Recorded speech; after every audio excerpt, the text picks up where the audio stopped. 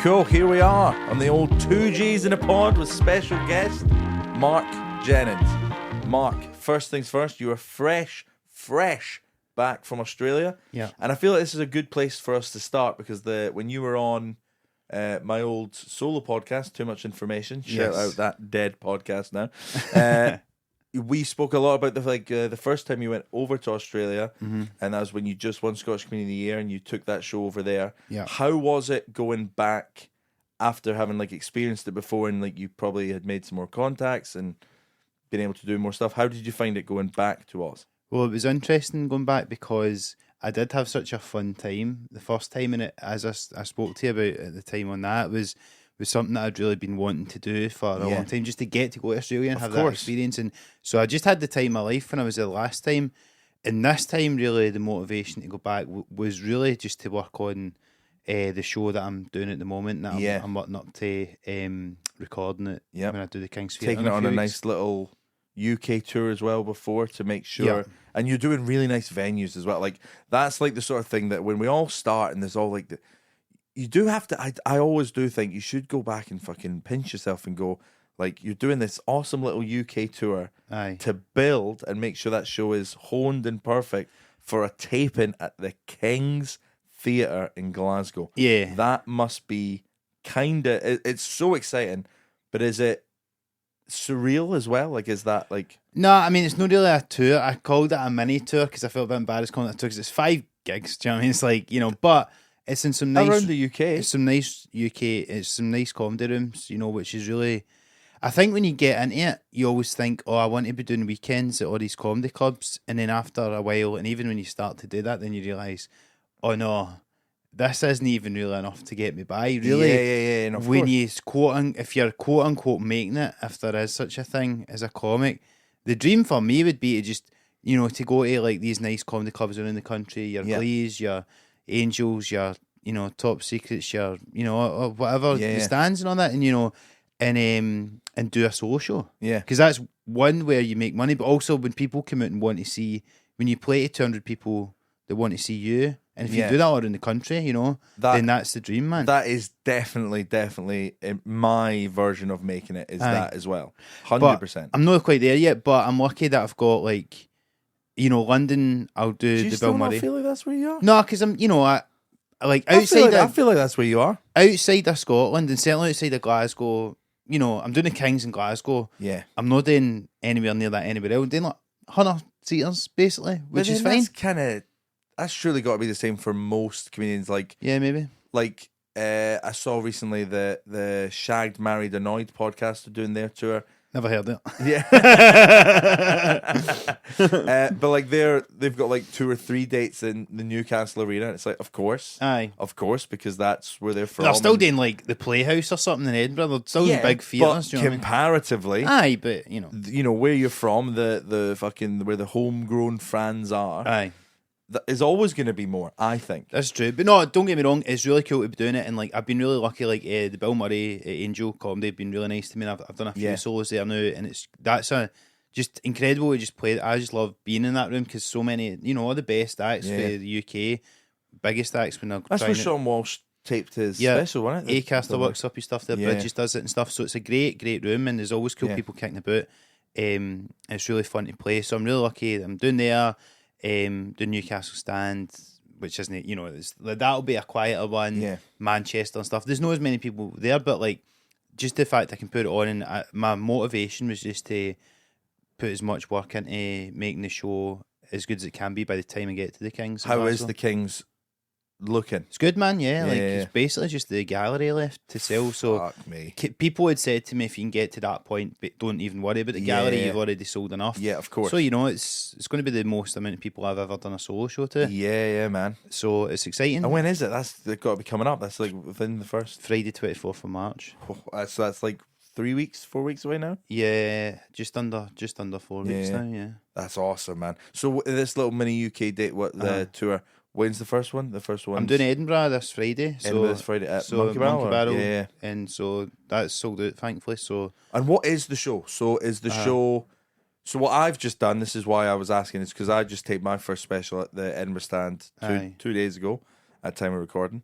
and I used that as like there is a sort of loose narrative, and there's a loose theme, and there has been stuff that there's jokes I've been doing that I've wrote for like the last couple of years, like a lockdown till now is the most of it. Yeah. But I've definitely also thrown in older jokes that I was just like, I just kind of want to give them, immortalize them a bit. Absolutely, I guess, yeah. No, that's exactly. Are what you doing do. the same? Is this like a best of Marc Jennings? No, but but there is a few jokes like that I'm going to put in because it'd be good to film them, and I never really got a great version of them filmed before. But a lot of my stuff I had filmed already and put out there, and some of the bits, so which worked for you. It definitely worked for you. That's how you built a big online following, was from constantly putting out these high caliber clips. Oh, thanks. But then when it comes to giving it a fucking home for like a whole special, which you definitely deserve to have, could you be? And also, I don't know how much I buy into the if they've seen it before, they don't want to hear it again thing necessarily. Well, so a good example of that for me at the moment is that Northern Ireland bit I do about transphobic Northern Irish person. Great bit. But I put that out and it got like it's had mad. like nearly 2 million views on TikTok and then like done well on Twitter. Yeah, so I kind of feel like that's done now. So it can't really be in the show because people know it, and I don't want to put it in the special and stuff. But I have been doing it. I have been doing it, like just mainly because when I was in Australia, most people wouldn't have seen it, and even at club gigs and stuff, I'll still do it. But I just think, playing devil's advocate, can I just give you a maybe alternative way of thinking? Go on. Fucking think of that almost like the Machine story for fucking Bert. Like he was doing that for years. The clip had already went viral, and he still was doing it at the end of his show. Yeah. I think you've got the Kings. You fucking got it. Yeah. If it currently doesn't have a place in the show, that's fine. There is a place it could go. You might as well put it in and go, we have it if we need it. Yeah, maybe I'll do it on the night, but maybe not put it in the see how it goes. The edit of the video. But no, like, because I don't think it's like other venues in the Glasgow Comedy Festival where, all right, our turnover, we got fucking. No, it's not. No, I can do whatever the fuck I want. Yeah, you know. So why not? Yeah, that's true. So yeah, no, maybe I will actually. Then that's maybe change my mind. Have you got an opener? Have you got an opener for it? Yeah, Liam Withnail's going to open for me. Liam Withnail's opening at the Kings. Yeah, fucking yeah. All right, man. That's cool. I thought it would have been Stuart or Stephen. Or... Well, I'm sure they won't mind me saying this, but I think like I would say, well, Steve's Steve's been doing more of like stuff with his screen and all that sort of stuff. Yep. So I don't think I think, to be honest, this is probably true to both of them, but certainly for Stuart as well. I think me and Stuart, there's a bit of crossover there, and sometimes I think when you want somebody opening, you just want somebody a bit different. Yep. I'm getting Stuart's opening for me in Newcastle and stuff, and like I'm taking like, you know, I would like to have one of them as well, but I just thought somebody a bit different and like. And you're also already doing stuff, the three, and we're doing it. We don't want to make it the whole podcast thing, so it's kind of my night. And then Liam is a good mate who's a great comic as well, and I just thought he would be good for it, you know. So, yeah. So I think sometimes it's good to just somebody that just contrasts you a bit, 100%, rather than maybe me and Stuart, or for example, maybe have some similar jokes and similar topics on at the moment. Whereas I don't think it's the case for me and Liam. So. Definitely, and I'm really looking forward to doing it. And he said he's not done it before, so I think it'll be cool. It's such a good thing as well. And I don't want it to sound like, speaking from experience as someone that's taped special literally 2 days ago. No, but that's why I was asking you on our podcast, and I'm interested in how. But what I really looking back now, I think it's a really easy thing to overthink. Yeah, and I think it's an easy thing to kind of put too much weight on, and you kind of lose all the things that you love about stand-up, just like all the other shows. So what I really, really enjoyed was, even though Ralph Brown opened for me, but I had Keir McAllister, Jay Lafferty, like Michael Welsh, Gus Limburn. A lot of comics. I had a lot of comics just like in the backstage. Yeah, I don't like think before. I'm gonna have that. You don't think you're gonna have that? I think so. Because I just quite liked that. It kind of anyone's really that bothered, but also it relaxed me, and it just made it feel like it was a normal thing. Yeah. So if you did have, that would be my advice: was But if you get on with Liam, you and Liam can Yeah, just be shooting the I don't shit. need a lot of people back, but I think for me the thing that's going to be interesting, because you filmed it once. They always say you should film it twice. Yeah, minimum twice. Yeah, and I think most comics would maybe do like 3 or 4. Maybe. But I'm like, I mean, I'm obviously not going to sell out the Kings twice. I'm not selling it with one shot, but so you know, only one shot. But I might never get to do it again. So I thought I might as well film it while I'm there. And I'm lucky. One of my mates, Nick, who's a filmmaker, he's like my best mate for uni. And like, so while I've been coming up doing comedy, he's been coming up doing what he does, and we'd always spoke about doing something together. That's also awesome. That's also fucking awesome. And actually, a lot of the like that Scottish Phrases clip, that's still the one that, like, if ever I'm punting shows, I'll kind of put a wee thing up with that. He filmed that, and it just looks better than everything else because he knows what he's doing. And then you've got your buddy there on that side of it as well, and you're both kind of sharing this vision of it now as well, which is super cool. Yeah, and we've sat and watched specials and stuff. And Nick's a big comedy fan and stuff, and he was at my first ever gig, and when did you meet him, at school or uni? Or? Yeah, first day. What were you studying? We met in history class, but I was doing English and he ended up doing philosophy. But we just have a fucking thinker, Nick. Thanks to fucking. No, he was actually meant to go. I think he was meant to do history or sociology or something, and he didn't get good enough results. So philosophy was the only one that he could do. And then he's a filmmaker, so we basically just spent 4 years fanning about. Yeah. That's wicked though, man. But it's cool, and he's like, we're renting out like a lot of cameras, and he knows. How many cameras you got? 7, I think. What? So it's kind of insane. There's the difference. So that, you know, so it's a lot of output to do for it. So that's why I've tried to spend so much time working on the show. You're making right, it good. though, man. You're so right. I agree with that logic, fucking entirely. Yeah, you're playing the Kings. What a mad thing to do to not go. Let's fucking film this. I want this. Well, because for me as well, the thing is, see if I can get a good. I've not decided what I'm actually going to do it yet, but I think if I can get a good recording of it, I think sometimes now there's loads of clips out of me, so I think the next step would be if somebody can watch an hour on YouTube or whatever. Would be the next thing, hopefully, and hopefully if that's good enough, then it can just be the thing that gets you up and up. Because then all of a sudden, maybe more people would see that, then they'll see it on the night, and then it can lead to the next thing, and they'll hopefully get some good clips from it as well. It's such an exciting thing for me because I didn't know you were filming yours at the Kings, but as soon as I knew you were doing the Kings, I was really hoping you would, because I was like, you have to. Well, that's the thing that's got me there is filming and stuff. So I just thought, why wouldn't I film this? Daft. Yeah, it would be daft not to. But I'm also really excited by. It seems like there's going to be a crop of Scottish comedy specials coming out this year. Like, I know Waugh is coming out. Mine will be coming out. Stuart McPherson's taping his at the Glasgow stand.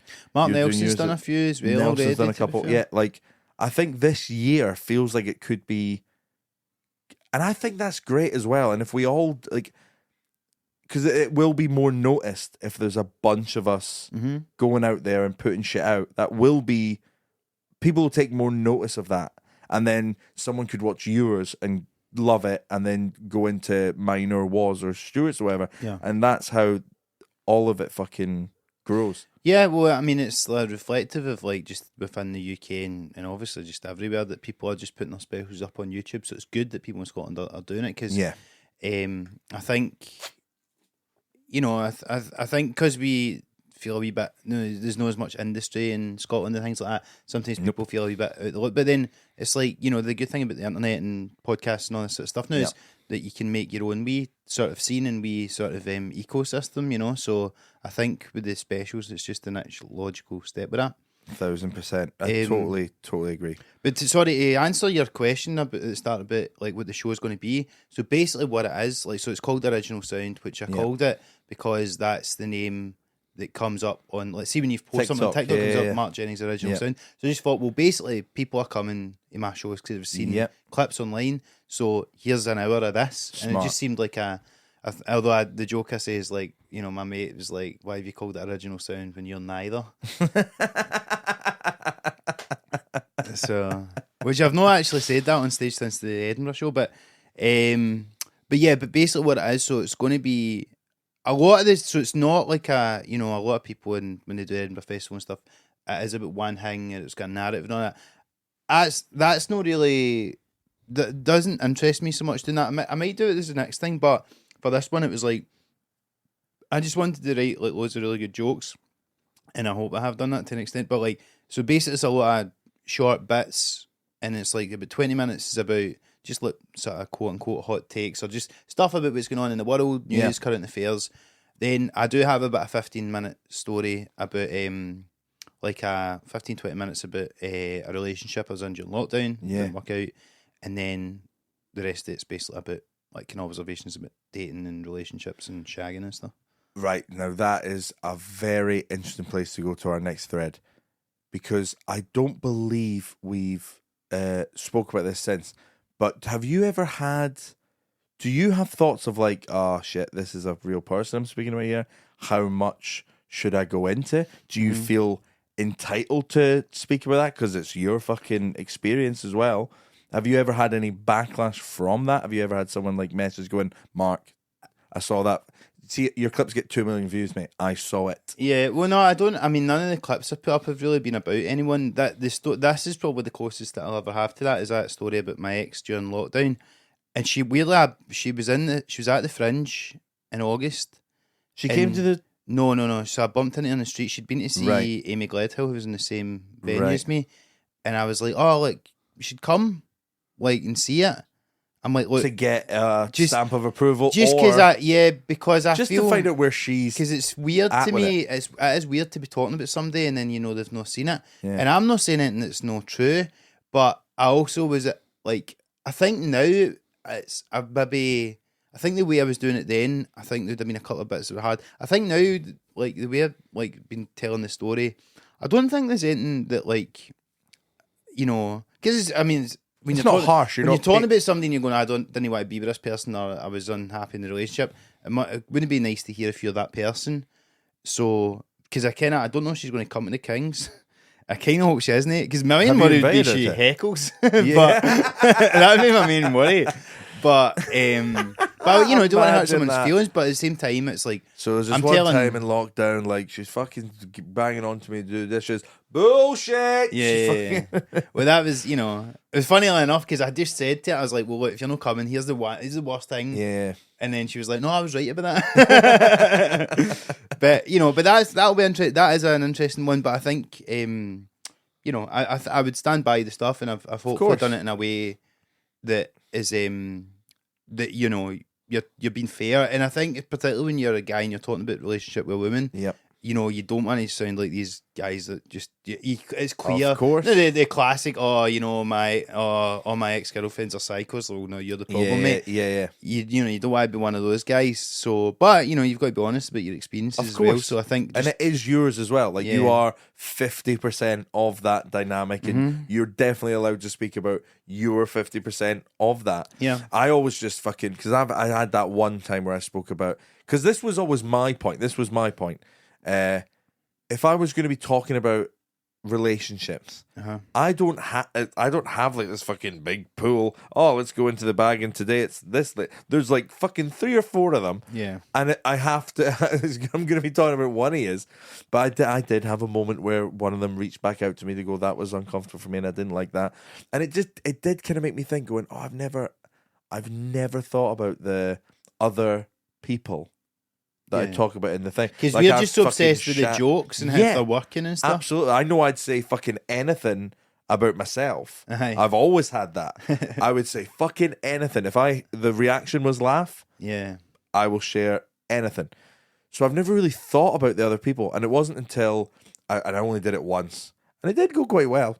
But I told a story about the time my fucking now fiance shoved something up my ass during sex. Interesting. And I never even for a second thought she might not want me to tell that. Yeah. I just went, well, it's my fucking asshole. She should have. Asshole, my truth. She should have maybe thought about whether you wanted that up your ass, but it sounds it. But and I never really thought about the emotions behind the other person in the thing. So that's what I was going to ask you, because like obviously it's your fiance now, and like so obviously you're going to do material about her. Do you need to run it by her first, or how does it work? Or do you just know she'll be comfortable with it? How does it work? The amazing thing about Ailey is she's and this was like it was not something I was looking for, but it was always like a big fucking tick, or it was always a cross in any other relationship that I tried to get to work.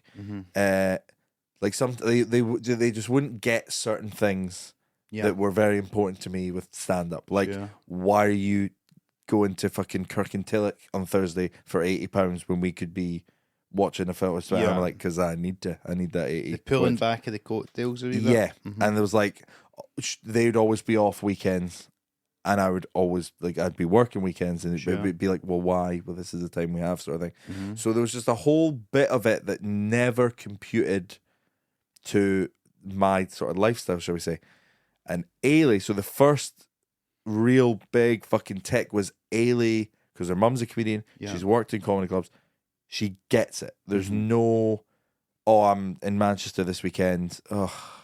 There's none of that. There's none of that. She knows what the life is.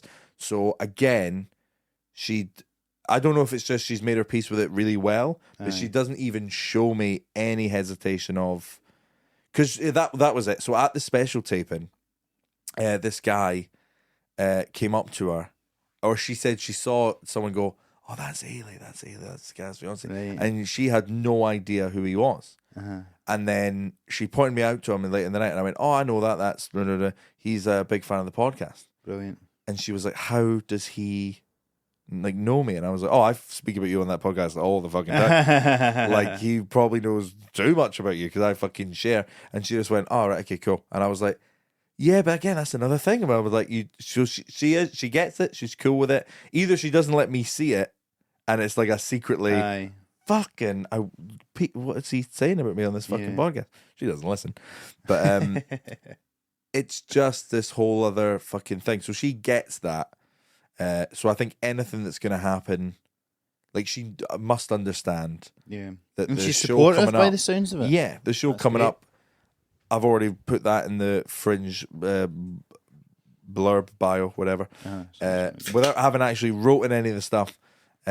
That I got married this year. That's definitely going to be part of the Fringe, and I think we just she gets it. I think whatever we would share in that, she's happy to be spoken about. Do you feel pressure? Because this is an interesting sort of pressure that you'd feel going into a marriage. Do you feel pressure that you need some good stories to come from the wedding for your Fringe show? Absolutely.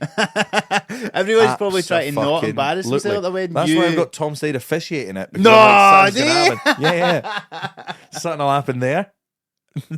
That's throwing that curveball to get some fucking eke the material out. That's good. Yeah, I made that decision drunk in Liverpool. And then, just phoning Ailey the next day going, right, so do you know how we haven't got someone to do the service yet? Excellent. How about, have we thought Tom Stade? You haven't. And I went, I fucking have. So that's happening. But then who else would have that access to, one of the best comics in the country to officiate your wedding? That's cool. If anyone else, people pay for that shit, And their families are, exactly. And their families are really close. So it did make sense. Me and Tom have become really close over doing the tour. Yeah. But also, like, Tom's known Ailey since she was like a little girl. Yeah. So like it does actually make sense. That's cool. It's not like I've just went, hey, fucking Mike Wilmot, do you want to do it? Like there is a fucking reason. there is a reason there. So I do kind of just want to go back. So I do want to know a little bit more about it because I'm toying with the idea of potentially looking into doing it at some point. Genuinely, how is Australia? Do you have like fun? Is it like, because it seems like, but this could just be social media like overall a social media point of, because I am on Instagram and I'm seeing everyone out there and I'm like, fuck, it does look like stuff's always happening. Like, so is it like fucking? Yeah, it's good, man. I mean, like, it's a real. Is it cliquey as well? No, I wouldn't say so. Okay. I'll explain. So, as I was mentioning at the start, the first time I went, I had the absolute time of my life. Never been to Australia before. Went there, just fucking was it drinking and like soaking it all in. A festival abroad. Yeah, there was the artist bar. There's all this stuff. There's like it was a good group of people that were out. I had a lot of fun and I was on the dating apps and stuff and I was going out meeting people and blah blah blah. And it was great. Good fun. Loved it. Perth. Got to visit my cousin. Living large. Living large. Got to visit my cousin in Sydney. Then went to Adelaide. Adelaide, I didn't enjoy as much, but still fun and still a great time overall. And it's like, you know, it's the first time you go to a place, and I'd not really been abroad, as I think I'd mentioned, like for a while. So it was just like a sensory fucking overload of like, this is fucking amazing. I bet, yeah. So this year, I'm going back to Perth, where I've been before. I had been for 5 weeks, and I'd had such a blast that I was like, I'm not trying to recreate that. And actually, I was kind of a bit worried that I didn't, because I'm working on this show, I'm like, I can't just go away for 5 weeks and just piss it up the wall. Yeah. I need to go out there and work on the show. Yep. So I quite consciously was going to know, like, you know, to not be going out as much and to keep the heat a bit more, do work during the day, all that sort of stuff. So I did manage to do that. So I still had a great time, but it was just a different trip this time. Phil, it was a bit more professional. It was a bit more professional. We have a reason we're here. Let's fucking execute this reason. Well, I still saw you. What was it you were doing on Instagram? If I've just fucking dreamed this is a weird thing to know. But did you do like, I guess you call it like water skiing, water rafting? No. But we were on a boat. You were on a boat. Times. Yeah. So Amos Gill, who's a comic, I thought I also saw you in like a fucking. Good God, Gareth. Now is not the time for that. Like a wetsuit or something? No, I wasn't in one of them anyway. The fucking, oh my God, the vest. Oh, Jesus Christ. I don't believe it was a vest. Not like an actual vest, like if you were to go overboard, you would I'll have tell you one what of we these on. done was we didn't have What any of the that. fuck would you call that? Please help me. But I can't move away from it until we get it. So if you were Life jacket? a life jacket. Jesus Christ. I've been sat here going, life vest? Don't say life vest. No. It's not. Were you wearing a life vest? I'm so sure I saw you wearing a life jacket. No, I'd never wore on one. the back of a boat or something. I was we were on a boat, and one of the days we were like, so it's a place called Rottnest Island, which is just off the coast of the edge of Perth, basically. And so Amos Gill, who's a comic out there, his like stepdad had a boat, right? So Amos Gill, is that the guy that opened for Jim Jeffries? And stuff? Yeah. So we had a podcast a couple weeks ago, really funny comic, and so his stepdad's got a boat, so like we went out in Australia Day, like he took us out and stuff like that, which did nice of him. And then we were going to Rottnest Island one day, which is like basically it's kind of like Millport. People cycle around it, and you get a wee selfie with the quokkas and stuff like that. So we go out there, and you might get a ferry, and he's like, "You just want to go in the boat?" So like, aye.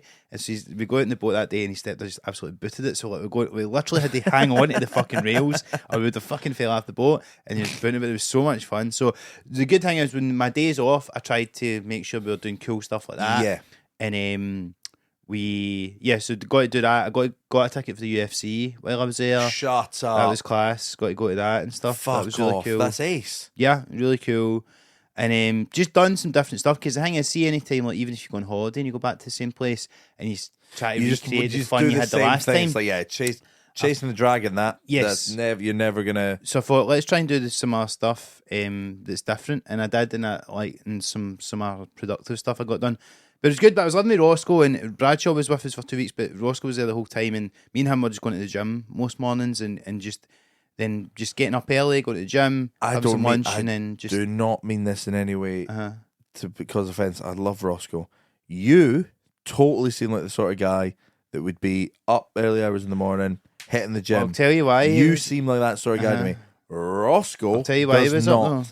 Because I'll be up till 4 fucking drinking that pepper oil, man. Well, the reason he was up early was because back here he does his stream at 12:30 at night. There's no fucking way he's still been doing that. Getting stream. up every morning at 8:30 and doing it, and his room is directly above mine, and where he would film was directly above my bed. So every morning I would hear every word he said. So he was like my alarm clock.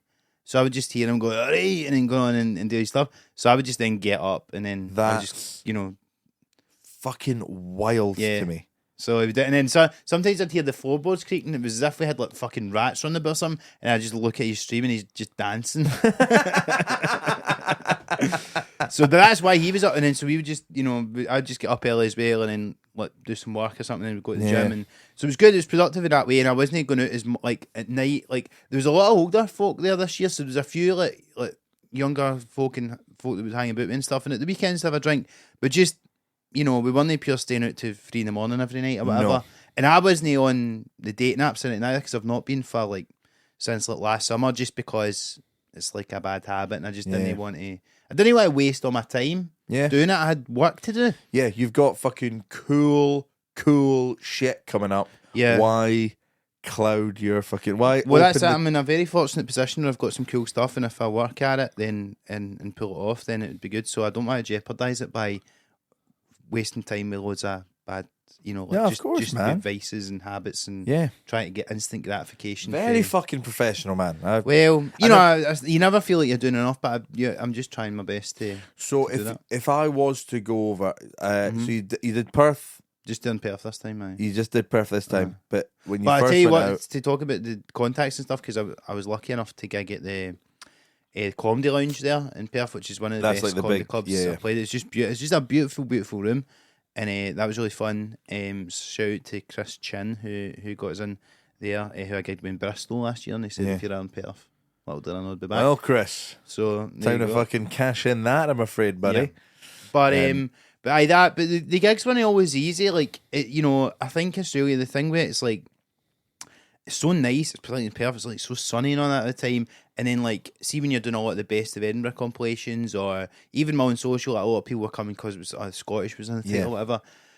So you're kind of playing to sort of passive consumers a wee bit. Like people, it's just kind of like sometimes you'd get like there was people that were your audience and you'd play, but then even when I'm trying to work on stuff that's maybe I'm talking about here, I was just not as relevant to them. It was a bit harder, so I tried to do stuff. I basically was more focusing on all the relationshipy stuff over there because that's stuff that's going to be a bit more universal. Yeah. But and some nights you're playing in this kind of room above a pub effectively. So I was really lucky because I just got so much time on stage. But like it's not going to be. You're not going to be doing as well at the gigs while you're over there. And it's a festival. It's like Edinburgh as well in a way. It's like, if you're doing a Tuesday night, like, it's not going to be... It's not going to be fucking raucous, yeah. But it was good, and I was really lucky that I was really lucky for numbers for the socials, and I had a really good run, and I got to try a lot of stuff. So I was kind of... You feel bad sometimes because you're kind of testing the patience of the audience, because you're going up with a notepad and you're going, right, I'm going to try this idea the day that I'd always wanted to work on. But basically the whole month was working on that to... then bring it back so that the show's ready in time for the Kings. And so I threw a lot of shit at the walls, and I think this enough of it stuck and enough of it I worked out, and now it's about this next couple of weeks is really just about honing before the Kings. But I would definitely recommend going out and doing Australia because it's what good. One would you say Perth is the one to do? I really like Adelaide? Perth as a place. Adelaide, I wasn't as enamored with, but there's a lot more going on. And the weird thing is, to me, it felt like Perth was a bit more progressive as a place, but Adelaide geographically is like closer to like Melbourne and Sydney. It's on the East Coast, so I think there is just more going on, and I think a lot more people go there as like a warm up for Melbourne. And I think the crowds maybe are a bit, if you can get the right crowds there, are maybe a bit more, engaged and a bit more, comedy savvy and stuff. From what I hear, but I think a lot of it comes to the individual experience. I would recommend going and doing both if you can. It's a great experience. It's so much fun to do. And like, I mean, who gets to go out and do stuff like that? Like, I know. Well, that's the thing that appeals to you, is because there are so many fucking really cool perks that come with this job, and it does just feel like that is a big one. Aye. And I would maybe regret not getting the full experience almost on it. How do you mean? But I gotta say, like, if I was like to like just stay here and like other comics are going fucking, the comedy's taking me all over the world and if I was just sitting there going, well, it's not really taking me all over the world, but because I did Switzerland at the start of the year, and that was the first time I'd actually gigged outside of the UK. And you've got an accent that wouldn't be a barrier, mate. Honest to God, when I was opening for Tom like around the UK, they'd all be like going, "Oh, so where are you from?" And like most people would guess like Hull. Aye. Like a lot of people guessed not Scottish. Yeah. And I was like, part of me liked that because, as you said, there's not as big a barrier. It's maybe more Glaswegians, basically. Yeah. Yeah. But to me, I fucking wish I had a bit more Scottish bravado about me. I wish I had a bit more of a Scottish twang to me. Yeah. But I think it is quite generic. It is I quite always think it's a bit of a blank. yeah, it's a gift and a curse. Like having like I remember somebody a guy Archie Maddox actually in London. He came up to me once. He went, "You've got the perfect voice for comedy," and I was like, "You can fucking understand me." It's like I'm fucking half the time here. I'm having to come on and do a fucking qualifier about how they're not going to understand me before I fucking start. And but then you also, but the other side of that coin is if you're at a bar or just hanging out and you just like start speaking, people are going to get excited. Oh my God, are you from like? Oh my God, you're Scottish. I think you would get that with Americans and stuff as well, but I think the thing is that you get more of the home advantage in Glasgow, and even just you get that. But you've got that. I'm jealous of that because like I do think it would be difficult for me to go to America or something and do well, just because you'd either need to change so much that you're not being authentic, or you just wouldn't be understood. So I think it's one of the things where like fair enough. That's another thing that I was considering doing because. But you'd be all right, I think. Because me and Ailey are getting married in June, we're obviously not going to go for the honeymoon in July. That's like peak need to be previewing just before the Fringe. Like, there's no way. So we're thinking September, like after the Fringe, and we're thinking Jamaica. And there's a wee fucking layover on the way to Jamaica that we could go. I think it's through like maybe Miami or something. But I was like, because I've always wanted to go to America, man. Always wanted to. That appeals. Australia's never really appealed because.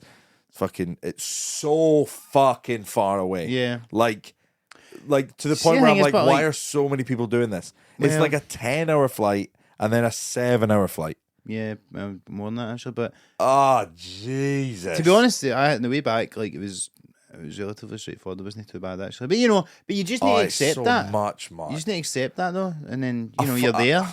We flew to Switzerland, and by the end of that, I was like, all right, let's fucking get there. To Switzerland? Yeah, it was like fucking 2 hours. Or something, it was like 2 hours, and I was like, all right, let's fucking get there. Let's fucking get there. You just need to find something good. I was watching White Lotus. But then I am just flying like fucking Jet 2. This is true, hi. Emirates, much nicer. Yeah, it's nicer. They know, right, okay, we got these cunts for 10 hours. Aye. We need to time the meals. You're like cattle. Yeah. So I'm very sure, and also, this is potentially a boring question, but fuck it, you're listening to it now. We've got you. You're in. Because I'm not a good flyer. The taking off. Nor am I really, to be honest. Taking off is one of the most like surreal. What the fuck are we all doing? Yeah. And why are we all fine with it? Why have we all paid money? Yeah, I mean, I think it's insane that people are fine with flying. It's a crazy thing to do. Crazy. Yeah. Is it? Because I've only ever flown to Belfast. That was a tiny plane. Yeah. Like even Switzerland was quite a small plane. Everywhere I've been has been relatively like small. But if you're flying to Australia and you're there, it's like they got to be big fucking the big planes. It's like turbulence and takeoff less. I think it seems less. I don't know whether I've just been really lucky with the flights, but I think I would struggle if there was a lot of turbulence on it. But honestly, like seeing the way back, I think we had turbulence once on either plane. On the way there, this time we flew with Qatar and Faye Doha for the first hour or two on the way to Oz. There was a wee bit of turbulence and I wasn't enjoying it. Nah, I'd fucking be shit. I mean, basically, I've came halfway around the world and you're not getting turbulence. That's outstanding. Going. That's incredible. Yeah. So I was quite. Yeah, I don't like turbulence, and I'm not. No. I think I'm good at compartmentalising it. It's the fucking worst. So it wasn't that bad. Like you're not going to get it for the whole flight. So most of it's just moving. You basically just try and distract yourself with the fact that you're on a plane. Yeah. So I even did that every takeoff, even if I'm just going to London or something. I always stick for some reason. I always stick at AM by the Arctic Monkeys on, and I just read a bit of Kindle, and then maybe I'll just shut my eyes when they're taking off, and then just like wait for a minute or two, and then because you know that thing they say about planes, you're more likely to crash on the takeoff or landing. So like, see once the seatbelt signs are off, once you take off, I'm kind of like chill, well, fine. Yeah, I was speaking to Gus about that because Gus has like he has a proper fear of it. Yeah. And I was saying to him, I was like, it's so weird, but see when we're like, I can still see the ground, and we're like this going up. That's when I'm shitting. I don't like it because it's like a roller coaster when you're going up. Once we're up and we're like, and I know that's when we're like 35,000 feet or whatever, and we're fucking up, and it's just like cloud. That's when I'm like, whew, and breathe. Yeah, cool. Now finally it's safe up here. It makes sense in the clouds. Yeah. I think it's a completely rational fear, though, to be scared of flying, because it's definitely is. Is. It's an insane thing to do. The like guy, cheating nature. The guy sat next to me on the way to Switzerland was asleep for the takeoff, and I went, right, we have all of his details. Let's check his house for fucking bodies and stuff, because that is sociopath behavior. Certain people get used to it. I mean, I'm more like that. Mark. I'm more like that now, see, because I've done a lot of it. Like, G-Force didn't wake him up, mate. Like, this guy's just fucking killed some stuff. But people, if they're just a frequent flyer, you do. Because I was more bit like, I noticed on one of the flights, I was like, oh, we've taken off, and I'm not even like registering that we're in the air now, because I'm just like, you just get so used to that hanging right, here we go, this is just another bit of the journey, and you get used to it. So I think I'm glad that I'm like that now, because as I say, I don't think, I'm quite a nervous person generally, I think, with stuff like that. And then, so I just think if you can just switch off it, it's fine. But at the end of the day, it's like, with stuff like that, I'm like, well, look, I'd rather go to Australia or go to all these places I want to go than not. Yeah. So just get over it. And then just... Did you do that with a buddy as well? Did you fly with Roscoe? Or did you fly with any other comics? Flew out with Roscoe, so that was good to have him. And then I flew back. On the way back, I just was myself, but it was fine. Yeah. Because, it's always better having someone... Yeah. Like, weird. I have a weird thing as well where I do so many fucking weird things before I fly. So many... I have to... You're always getting your affairs in order in case you crash, yeah? What is that? Like, seriously, I draft text thinking... What do I want the last thing my loved ones to read from me? Oh, I go grizz. I have to fucking... Because I'm like, I can't not... Like, imagine the last text that my fucking mum or Ailey read was like... We're going down, LOL. Well, not even that. Like, fucking just something I'd said obnoxious the day before or whatever. Yeah. So I draft this little... If I die today... Well, I don't say that. But that's like the thought process. Yeah. If I was to die today, what would be... Because they're obviously going to fucking grieve me. Like, hard. Everyone will. So what do I want the last thing for them to read forever to remember me by be? Yeah. And I have to send that text before I get on the fucking plane. You don't want it to be new material that you're remembered for? The hits. You want some tried and tested Stick to the bankers, guys. Yes. But yeah, and I have to have a fucking drink as well before. Well, that's the thing I do. I just drink like fuck on the plane. Yeah. I'm like, give me a beer, give me a couple of whiskies. When me and my buddy, it was like my friend Ben, me, Ailey, and his missus at the time. We all went to Amsterdam, and on the way back, he was like, "Oh, I'm gonna get like stoned as fuck before getting on this plane." Yeah. And I was like, and that was like the first time flying there was the first time he'd flown since he was like a baby. Yeah. And I was like, so your second flight in like 20 plus years, you're going to be open to paranoia and weird thoughts fucking creeping in. Yeah. Can't think of anything worse. Well, you want to take the edge off, but then being stoned in the sky. But that's the problem, because you'll end up more uncomfortable, because it's like if you just get pissed, you're kind of like, I'm dying, whatever. You're not even that conscious of it, but you're also more uncomfortable. I was gonna say, like, because I never actually drank on the way back in the last one, because I had to drive that day, but thankfully it was all right. But like in terms of turbulence and stuff, but no, I've always been quite. I do like to have a wee drink. Do you have any other weird routines, like on stage or just in life? Do you have? Are you? Is Marc Jennings a routined beast? Not routine beast. That fucking sounds way worse. No.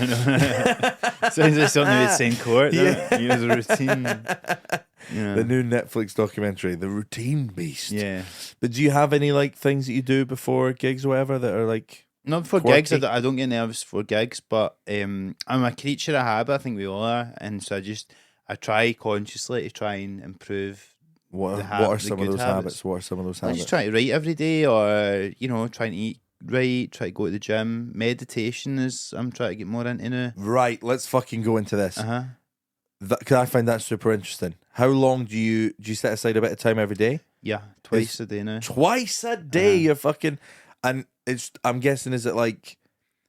What sort of meditation is it? Is it like positive fucking like. When I was in shit, Perth, or? I'd done a course, a TM course. What's a TM course? Transcendental meditation, and they give you a mantra on it.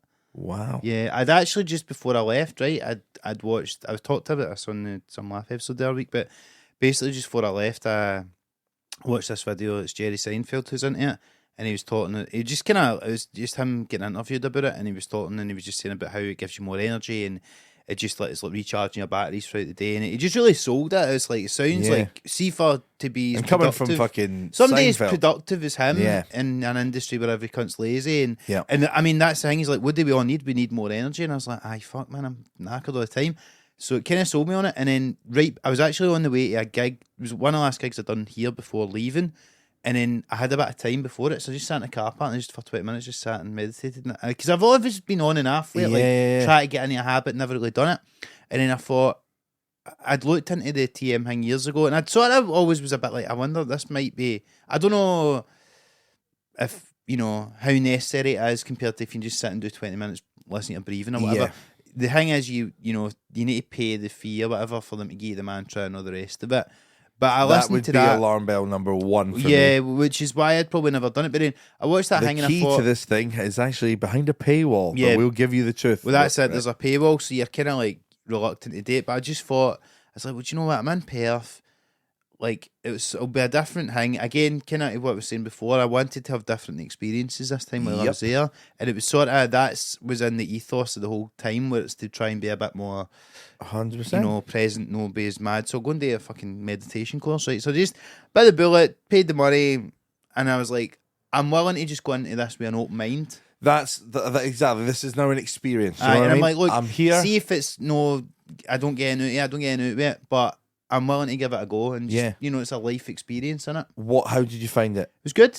Have you found yourself feeling more energized and stuff? I definitely it's been hard since I've been back because I'm fucking knackered, man. Yeah, I get tired real quick, real easy. And I just need. I always just need days to lie down. They call it deep rest, right? So, like, I think a lot of it is. It's almost like it is. I don't know whether this is how they want you to think about it, but it feels sometimes like you're just giving yourself a wee nap, and then you're just a bit more energized. So it's good. So no, I've found it useful, and the mantra thing is interesting. It's like I've almost found I've got a wee bit worse at it, but I don't know whether. Like compared to before I was doing it and I was just sitting and listening to breathing or whatever, but it's been good, and like I think it can't do any harm, so I've just been trying to do it and just see where I go with it. So it's only been a couple of weeks where I've really been doing it, so I'm going to see where it goes long term. But to be honest, because I'm on a lot of stuff and I'm busy now, particularly with the podcast and then obviously the show I'm working towards and stuff, I kind of need all the help I can get in terms of just having more energy and being able to try and be as productive as I can. I wish I had the fucking... I guess I don't want to say balls because it's not brave, but I guess I just wish I had the initiative would be the word to actually put myself out there and try something as new as that and hopefully feel the reward. But I wouldn't also know where to fucking start. Yeah, like because the idea of meditating appeals, but I wouldn't know how to do that, and I wouldn't know where to go. Well, that's the good thing. Like they do, you give you a wee bit of instruction and stuff, and that was the other thing you get out of it. And they kind of tell you, you know, because you're doing it, and then you're going back and you're telling them how you've got on, and then they say, right, that's normal, and this is what you should do. And blah, was blah. there any? And I'm also this guy. I am also this guy, and I have to be honest with myself. I am very, like, all right, fucking. Is this fucking bullshit, or am I actually? Yeah, is this like? Yeah, I'm cynical. Cynical would be a good word. Like, are we opening ourselves up to a new experience here, or have I been got? That is how my brain would fucking work with that. Is there a guy going, fucking cunts meditating over there in the house myself? I'd have that feeling. Yeah, no, I mean, I don't think that with meditation generally. I think with the TM thing where you're paying money and the mantra and all this stuff, I don't know, but I think, because what's funny is that see when you sign up, the first thing you get is an email and that, right, thanks, sign up, blah, blah, blah. Right, so you come to a one-on-one session, and then the next few days after that, you go back and you do like an hour with a group, and the first one-on-one session, so the first thing you get after you pay the money is they go, right, so for your one-on-one session, blah, blah, come along, and we need you to bring a bunch of flowers and a handkerchief and 3 sweet fruits, and you're like, what the fuck is this? Right? What the fuck is this? Aye. And you're already like, That's what I'm thinking right now, Mark. What the fuck is this? You're also like, a bunch of flowers? I know. And you're like, I've just paid all this money and I need to go and find all this as well.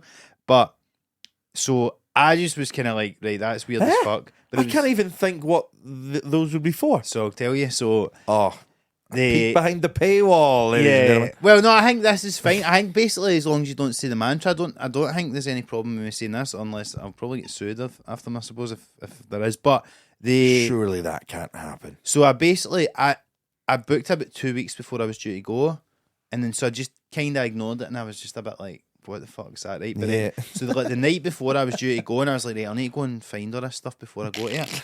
But I was like, I just Googled it because I was like, I need to know what I'm going into here. And I was like, and I was starting to go, God, is it, you're worrying it's a cult, Scientology or a shite, right? Which it isn't, because they're very big on like just going, I think there is a spiritual element to it that I think all the instructors and stuff are maybe more into. Yeah. But they don't lay that on you. They just give you the practical use of the technique, they call it. So, but I Googled it and I was looking on Reddit and stuff, and they were like, I'm worried because they got that email and they're like, what the fuck's this and that? But then basically people are just like, look, they do this like ceremony thing, and it's meant to be for the instructor as like a sort of a wee thing for them to remind themselves almost what they're doing, and that it's a spiritual practice and all this stuff before you then go on and just do the kind of wee class or whatever. So I read it and I went, right, okay, cool. So there's going to be some mad weird ceremony, right? So I went along. And sure enough, there was a mad weird ceremony thing, right? Wow. They do. They basically just put the like. How many people were there? Just me and the instructor for this thing. So they put bonk. Yeah. So they put. So it's like a wee picture of the wee guru guy, and they've got like a wee plate, and so they light a couple of candles, and then they place like the flowers and the fruit and all that. It's almost like a wee offering thing. And then they do this wee prayer thing. And so the whole time because I've read up on it, I was like, cool, I'm expecting this. But the whole time I was thinking, see if I hadn't checked this, God. I'd have been just sitting going, what the fuck is happening? It would have been insane. So I was so glad that I Googled it. Yeah. But I would have been really like, because they don't even like prepare you for it. They just do it as though it's normal. That's the fucking. All right, thanks for setting it up. Yeah, flowers, an orange, and a fucking kazoo. See you on Wednesday. Thanks for that. What the hell do I need this for? What is the thing in Peep Show? The organs and all that? Yeah. I wasn't even fucking. Yes, that one's way more relevant. But Rainbow Rhythms, that it's very fucking. Some people are so Rainbow Rhythms, and some people so aren't. Yeah. It's that. See if you go in, you know what you're going for, and you can actually just find this fucking outlet. Yeah, it could be perfect. So what sort of shit do you do? Is it all breathing exercises? No, you just literally sit like this, and then you just think the mantra. And you did it for 20 minutes. And you that's wild to me, man. That's wild that can have an effect. Yeah, I mean, they talk a lot about there's apparently scientific studies. I'm not actually read up on it, but I'm taking the word for it. But no, but do you know, and like David Lynch and Seinfeld and these kind of cunts in it. And I'd always thought it's kind of like, that way it's like, I'd done meditation before and you just do the 20 minutes, but you're always like, it's like, what's behind that paywall thing? I was always curious. And I just thought, let's just see what happens. And the worst comes to it, I spunk, the money and I don't get it's totally worth it. But I just thought, well, why not for the rest of my life to maybe have this thing I can give out. If you get something out of it, then fuck, of course. Yeah.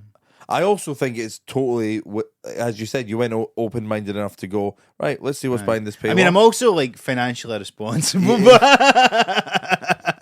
I mean, like, there's definitely, like Stuart was saying to me, he's like, I was telling him a couple of weeks ago about how I would grudge paying for a PT, and then he's like, I've got somebody fucking tell me how to breathe. but like, it's an interesting experience, and I'm a big self-helpy guy, so it's probably not the first time that I've spent money just on fucking books and things and courses to like try and because you're searching for something, man. You're searching to fucking get to, and I think that's good. I think it's a open to a fucking experience. Yeah, that's a good place to be in. Yeah, being shut off and being cynical isn't as good as someone who's open to fucking I'll give that a bash.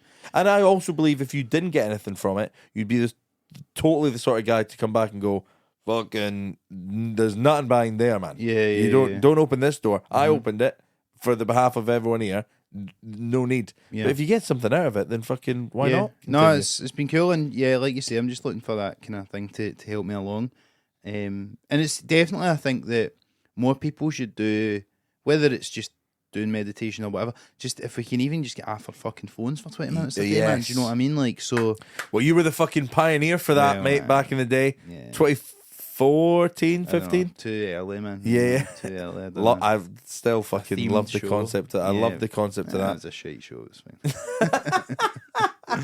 Right, okay. Well, speaking as puts a nice little bow on it with you fucking mentioning about getting fucking help for anything. You've helped me today, Mark, by recording this episode of 2Gs, so I appreciate you. Just before we wrap up, is there anything you'd like to plug? So yeah, plug the King's Theatre show coming up on the 24th.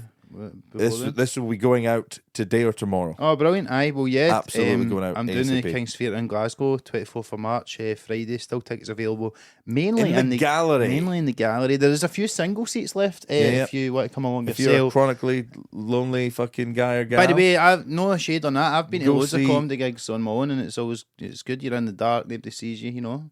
I went to a comedy gig myself. Bryden, Mac and Mitchell on the road. Oh, did you? How I went was to that? myself. Fucking loved it. Oh, really? But I'm not a guy that I'm a bad guy by myself. Like I can't fucking eat in restaurants by myself. I get proper Really, bad that's anxiety. that's interesting because For a you need to comedian do on the lot of road, that on it's the not road, good. It's The not good. amount of solo Nandos I've had over the years is fucking tragic, man. But yeah, so fucking definitely go see Mark and plug, please, the Some Laugh. Yeah, if Podcast? some of my podcast with myself, Steve Buchanan, and Stuart McPherson, a lot of fun. We've had a lot of good guests on, including Gareth, who We've recorded one earlier today, today. and it was some laugh, Mark. It was good fun. And yeah, do check it out. We're having a blast doing it, and it's growing more and more. So It really is growing, man. So like, you sold the Glasgow Stand out, and you sold the Glasgow Glee out. Yeah, man. I'm like, fucking these boys, they're fucking doing it. They're doing it, these guys. We just, I just wanted to start it with Stuart and Steve, who, are good mates of mine, and we just kind of hope that anyone would like to hear us talk shite. But the fact that we've got so many people and getting as guests who are great, talented people from the Scottish circuit is great as well, and that gives us a buzz that we can, put people like to our listeners now that people wouldn't have been aware of before, and then go to their shows and that. So it's a nice thing to be able to do. Nah, it's fucking perfect. You're doing it, man. You boys are fucking doing the damn thing. You're doing the same. Like even when I done your podcast the last time, it was great. In the middle of lockdown, just fucking. Absolutely. I need to see people. You and Gareth need to do something. Doing this, and then obviously your specials and that coming out as well. It's brilliant. So more I can't power wait for to you us to tape all. yours as well, man. Absolutely. Thanks, the more we all fucking do, the more we all move. Absolutely.